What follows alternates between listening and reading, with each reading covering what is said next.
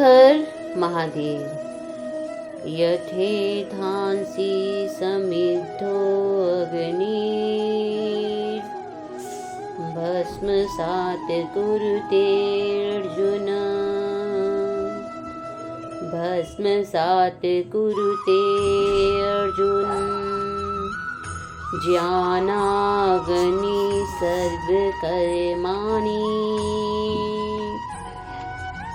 भस्मसात् कुरुते तथा। भस्मसात् कुरुते तथा। यहाँ भगवान श्री कृष्ण अर्जुन से कहते हैं, हे अर्जुन, जैसे प्रज्वलित अग्नि ईंधन को भस्म कर देती है, उसी तरह ज्ञान रूपी अग्नि भौतिक कर्मों के समस्त फलों को जला डालती है।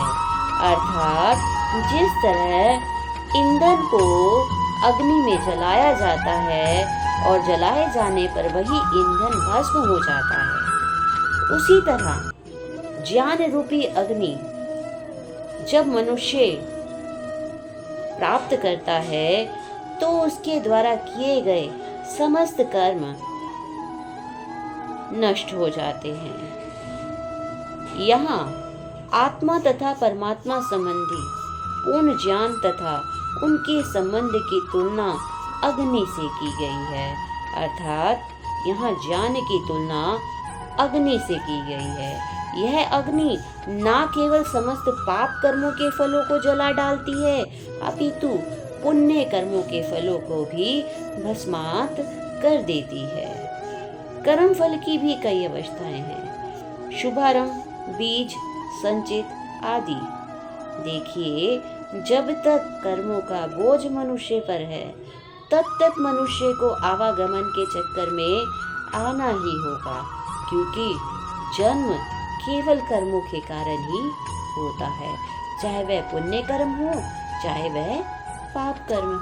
जब जीवात्मा के पुण्य एवं पाप दोनों ही कर्म भस्म हो जाएंगे तो वह आवागमन के चक्कर से मुक्त हो जाएगा, उसे मोक्ष प्राप्त होगा।